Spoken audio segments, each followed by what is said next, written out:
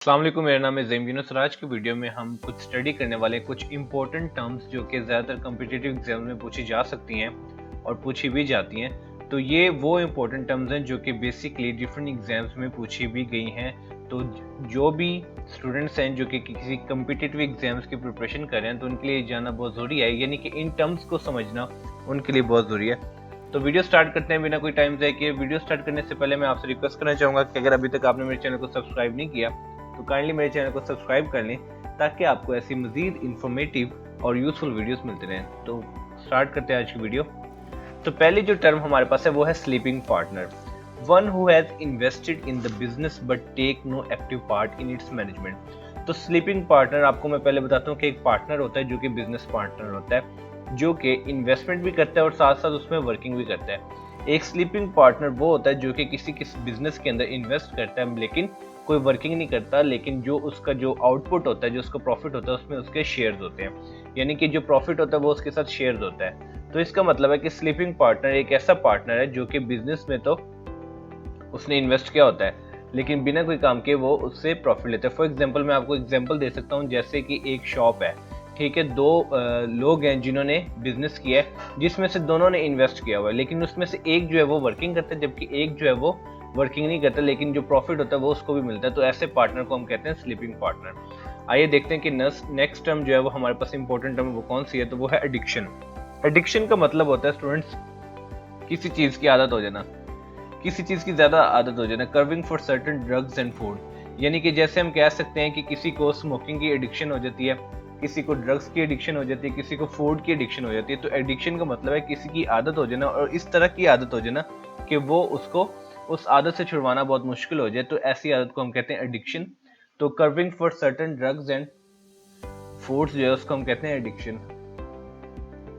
उसके बाद है स्लम्प। स्लम्प का मतलब होता है अनसर्टेनिटी ऑफ प्राइस, यानी कि प्राइस का जो है उतार चढ़ाव, वो जो है वो कम या ज्यादा जो है ना, जिसका पता ना चलना कि आज प्राइस ये, आज प्राइस जो है वो कम हो गई है, अगले दिन जो है वो थोड़ी बढ़ गई है, फिर कम हो गई, यानी कि उसमें कोई बैलेंस नहीं है। कभी प्राइस जो है, फॉर एग्जांपल लेते हैं कि एक चीज़ है जो कि 100 की है, वो कभी 120 की हो रही है, कभी वो 90 की हो रही है, कभी वो 150 की हो जाती है, कभी वो 50 की हो जाती है। तो ये स्लम्प का मतलब होता है अनसर्टेनिटी ऑफ प्राइस, यानी कि प्राइस की कोई सर्टेनिटी नहीं होती, वो जो है बदलती रहती है। उसके बाद हमारे पास टर्म है बार्टर सिस्टम। बार्टर सिस्टम एक ऐसा सिस्टम होता है जिसमें एक्सचेंज होता है किसी भी चीज़ का, यानी कि हम एक चीज लेके दूसरी चीज जो है वो ले लेते हैं without exchanging any form of money, ठीक है। So barter system involve the exchange of good without exchanging any form of money, यानी कि पैसों का रद्द बदल नहीं हुआ, कोई पैसे नहीं दिए, एक आइटम हमने दी है और दूसरी आइटम हमने ले लिया है। तो ऐसी जो सिस्टम होता है उसको हम कहते हैं बार्टर सिस्टम। उसके बाद हमारे पास एक टर्म है इन्फ्लेशन।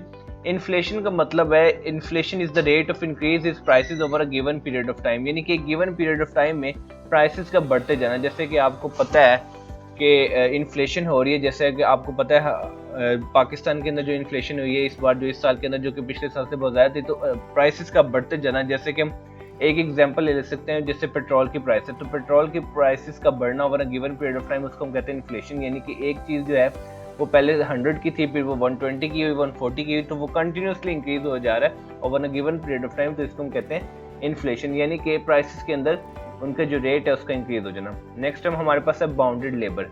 फोर्स लेबर कहते हैं बाउंडेड लेबर को, यानी कि ऐसी लेबर जिसको आपने जो है वो इस चीज के अंदर वो जो है वो बाउंड है कि उसने काम करना ही करना है, ठीक है। वो फॉर एग्जांपल ऐसा हो सकता है कि एक लेबर है जिसने कि पूरे साल की सैलरी ले ली है, तो अब वो पूरे साल के लिए बाउंड है कि उसने अपने ऑनर के अंडर जो है वो एक साल काम करना ही करना है। तो ऐसे लेबर को हम कहते हैं बाउंडेड लेबर या फोर्स लेबर। नेक्स्ट टाइम हमारे पास है अकंडोमिनियम।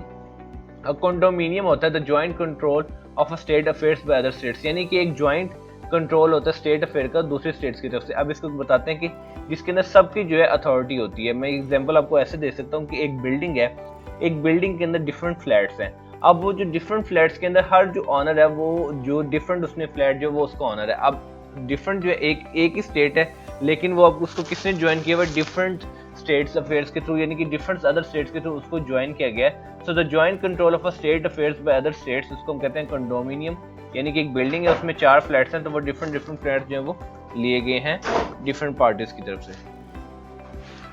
उसके बाद जो हमारे पास टर्म है वो है ग्रेट लीप फॉरवर्ड। तो जो ग्रेट लीप फॉरवर्ड है ये एक चाइनीज इकोनॉमिक प्रोग्राम है which is led by the Chinese communist party from 1958 to 1962। ये ग्रेट लीप फॉरवर्ड जो ये काफी दफा यूज किया गया है एग्जाम्स के अंदर, तो आपको पता होना चाहिए कि ये चाइनीज इकोनॉमिक प्रोग्राम है जिसको लेड होता है जो चाइनीज कम्युनिस्ट पार्टी की तरफ से फ्रॉम 1958 टू 1962। इसका मतलब क्या है? CCP chairman Mao Zedong launched the campaign to reconstruct the country from an agrarian economy into a communist society through the formation of People's Commune। इसका मतलब ये है कि ये जो लॉन्च किया गया था ये एक agrarian economy से into a communist society through the formation of the People's Commune की तरफ से ये greatly forward जो है it is by the led by the Chinese Communist Party या इसको चाइनीज इकोनॉमिक प्रोग्राम भी कहते हैं। ठीक है, तो बढ़ते हैं नेक्स्ट टर्म की तरफ। नेक्स्ट टर्म हमारे पास है स्कॉटलैंड यार्ड। अब जो ब्रिटिश के अंदर जो क्रिमिनल इन्वेस्टिगेशन डिपार्टमेंट है ना वो उसको हम कहते हैं स्कॉटलैंड यार्ड, यानी कि ब्रिटिश के अंदर जो इन्वेस्टिगेशन करते हैं क्राइम्स की, यानी कि जो जुराइम की इन्वेस्टिगेशन करते हैं उसके लिए स्पेसिफिक डिपार्टमेंट है। उस डिपार्टमेंट का जो नाम है वो है स्कॉटलैंड यार्ड। तो आपने याद रखना कि Scotland yard is the headquarters of the metropolitan police. So British criminal investigation जो डिपार्टमेंट है उसको हम स्कॉटलैंड यार्ड भी कहते हैं। अब इसका नाम ड्राइव कहाँ से हुआ था? इस लोकेशन से जहाँ के ओरिजिनल मेट्रोपॉलिटन पुलिस हेडक्वार्टर्स है at 4 Whitehall place which also an address on a street called great Scotland yard. अब इसका नाम जो है स्कॉटलैंड यार्ड जो है, यानी कि जो ब्रिटिश क्रिमिनल इन्वेस्टिगेशन डिपार्टमेंट है इसका स्कॉटलैंड यार्ड नाम इसलिए रखा गया क्योंकि ये उस जगह से जो है ओरिजिनेट हुआ था जहाँ के 4 व्हाइटहॉल प्लेस थे, जहाँ से जो स्ट्रीट की जो गली की एंट्रेंस थी ना उसको भी ग्रेट स्कॉटलैंड यार्ड कहा जाता था। तो उसी के अंदर ये डिपार्टमेंट था मेट्रोपॉलिटन पुलिस का। तो इसी तरह जो पुलिस का क्रिमिनल इन्वेस्टिगेशन डिपार्टमेंट है उसको भी स्कॉटलैंड यार्ड कहने जो है कहा जाने लगा। यानी कि वो जो स्ट्रीट थी बेसिकली उस स्ट्रीट का नाम था, जो स्ट्रीट की एंट्रेंस थी उसका नाम था ग्रेट स्कॉटलैंड यार्ड, और उसी के अंदर जो था मेट्रोपॉलिटन पुलिस के हेडक्वार्टर थे। तो इस वजह से उस पुलिस को क्या जाने लगा? Scotland yard. नेक्स्ट टाइम हमारे पास है कैपिटल पनिशमेंट। कैपिटल पनिशमेंट कहते हैं द डेथ सेंटेंस और पेनल्टी, यानी कि जो सजाए मौत होती है ये जो डेथ सेंटेंस या पेनल्टी दी जाती है उम्र भर की सजा या सजाए मौत, तो उसको हम कहते हैं कैपिटल पनिशमेंट।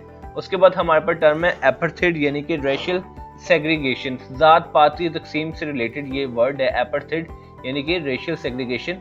तो ये सिस्टम जो है वो एक इंस्टीट्यूशनलाइज्ड रेशियल सेग्रीगेशन है जो कि साउथ अफ्रीका के अंदर एग्जिस्ट करता है और साउथ वेस्ट अफ्रीका के अंदर भी from the 1948 to the early 1990 तक ये जो था जात पात की तकसीम होती थी, यानी कि रेशियल सेग्रीगेशन होता था, यानी कि इस बिहाफ पे लोगों को है जो डिफरेंट जात पात में तकसीम किया जाता था। लेकिन अभी जो है वो ये इशू जो है वो रिजॉल्व जो है वो हो चुके। अब जो है रेशियल सेग्रीगेशन जो है वो नहीं होती, अब जात पात की तकसीम नहीं है। लेकिन अगर एपार्थाइड या रेशियल सेग्रीगेशन का कहीं वर्ड यूज होता है तो आपको पता नहीं चाहिए इसका मतलब है जात पात की तकसीम। उसके बाद हमारे पास नेक्स्ट टर्म है फेमिनिज्म। फेमिनिज्म आप बहुत से जो देख रहे होंगे वो जानते होंगे, यानी कि फेमिनिज्म का बिलीफ है कि जो है टोटल इक्वालिटी होनी चाहिए मैन और वुमेन के अंदर, यानी कि feminism is the belief in full social economic and political equality for women. Feminism is about all genders having equal rights and opportunities. Feminism का मतलब है कि दोनों के अंदर, यानी कि जो मेल्स हैं फीमेल्स हैं, दोनों के अंदर इक्वल अपॉर्चुनिटीज हों, कि वो जो है हैविंग उनकी जो राइट्स हैं और अपॉर्चुनिटीज़ हैं वो क्या हो, सेम हो। यानी कि ये ना हो कि ये मर्द है तो इसको ज़्यादा अपॉर्चुनिटी मिलेगी और ये फीमेल है इसको कम अपॉर्चुनिटी मिलेगी। फेमिनिज्म जो है वो औरतों की तरफ राइट पे ज़्यादा जो है वो फॉल करता है, क्योंकि ऐसा होता था पहले कि मर्दों के जो है ज़्यादा उनके जो राइट्स और अपॉर्चुनिटीज थी उनको ज़्यादा प्रेफर किया जाता था। लेकिन फेमिनिज्म एक ऐसा कॉन्सेप्ट है जिसमें ये कहा जाता है कि women is also part to play in a full social, economic and political rights, equal rights and equal opportunities should be for the women, यानी कि औरतों के लिए भी equal rights और opportunities होनी चाहिए जैसे कि मर्दों के लिए। उसके बाद हमारे पास है बुलेट वोट। बुलेट वोट एक टर्म है, इसका क्या मतलब होता है? सिंगल शॉट वोटिंग, या इसको हम प्लम वोटिंग भी कहते हैं। यानी कि बुलेट वोट के दो और नाम भी हैं, एक है सिंगल शॉट वोटिंग और दूसरा प्लम वोटिंग। बेसिकली क्या होता था कि एक वोटर जो होता है वो एक से ज्यादा कैंडिडेट को क्या दे सकता है, वोट कर सकता है, लेकिन वो करता सिर्फ एक ही कैंडिडेट को है। तो ऐसे वोट को हम कहते हैं बुलेट वोट, यानी कि एक कैंडिडेट है उसके पास ऑप्शंस है कि वो 3-4 लोगों को दे सकता है वोट, लेकिन वो देता सिर्फ एक को ही है। तो जो उसने एक ही वोट दिए उस वोट को कहते हैं बुलेट वोट, जिसको आप सिंगल शॉट वोटिंग भी कहते हो या प्लम वोटिंग भी कहते हो। यानी कि एक से ज्यादा जीतने वाले इंतखाबात में जहां एक वोटर एक से ज्यादा उम्मीदवारों को वोट देने का हकदार होता है, यानी कि एक से ज्यादा उम्मीदवारों को वो वोट दे सकता है, लेकिन उसकी बजाय वो सिर्फ एक उम्मीदवार को ही वोट देता है, तो ऐसे वोट को हम कहते हैं बुलेट वोट, और इसको हम सिंगल शूट वोटिंग या प्लम वोटिंग भी कहते हैं। उसके बाद है हमारे पास कोएलिशन गवर्नमेंट, यानी कि गवर्नमेंट फाउंडेड बाय 2 और मोर पॉलिटिकल पार्टीज। जैसे आपको पता है कि पीडीएम रिसेंटली जिन्होंने यानी कि 2-3 पार्टीज ने मिलकर अपनी हुकूमत बना ली, तो ऐसी गवर्नमेंट को कहते हैं कोएलिशन गवर्नमेंट। ठीक है, तो गवर्नमेंट फाउंडेड बाय 2 और मोर पॉलिटिकल पार्टीज, ऐसी गवर्नमेंट को कहते हैं कोएलिशन गवर्नमेंट, यानी कि जो 2-3 पॉलिटिकल पार्टीज ने मिलकर एक गवर्नमेंट बना ली। उसके बाद है हमारे पास hung parliament, parliament in which no single party has an overall majority, यानी कि जिसकी एक हंग पार्लियामेंट वो होता है जिसके अंदर कोई ऐसी पार्टी नहीं होती जिसके पास सारी मेजोरिटी होती है, उसके अंदर सारी पार्टीज के अंदर इन्वॉल्वमेंट होती है। So hung parliament is a parliament in which no single party has an overall majority. उसके बाद है हमारे रेडिकल, रेडिकल तो क्या मतलब होता है, one who advocates revolutionary changes in the current practices. एक जो रेडिकल वो होता है जो कि करंट प्रैक्टिसेस में कोई इनकलाब लेकर आए, जो ऐसा पर्सन जो कि ऐसा पर्सन या कोई ऐसा जो कंसेप्ट है जो कि चेंज ला सके, रेवोल्यूशन ला सके करंट प्रैक्टिसेस में, यानी कि हाल दौर में चेंज ला सके, उसको हम कहते हैं रेडिकल। तो उम्मीद करता हूँ ये वीडियो आपको बहुत पसंद आई होगी, क्योंकि इसमें बहुत ही ज़्यादा इंपॉर्टेंट टर्म्स है जो कि सारे जितने भी कम्पिटिटिव एग्जाम्स हैं उनके लिए बहुत इंपॉर्टेंट है। तो इस वीडियो को देखें, एक दफ़ा और देखेंगे तो आपको ये सारी जो टर्म्स वो याद हो जाएंगी। तो उम्मीद करता हूँ ये वीडियो आपको बहुत पसंद आएगी। मिलते हैं इंशाल्लाह अपनी नेक्स्ट वीडियो में, तब तक अपना ख्याल रखिए। वस्सलाम।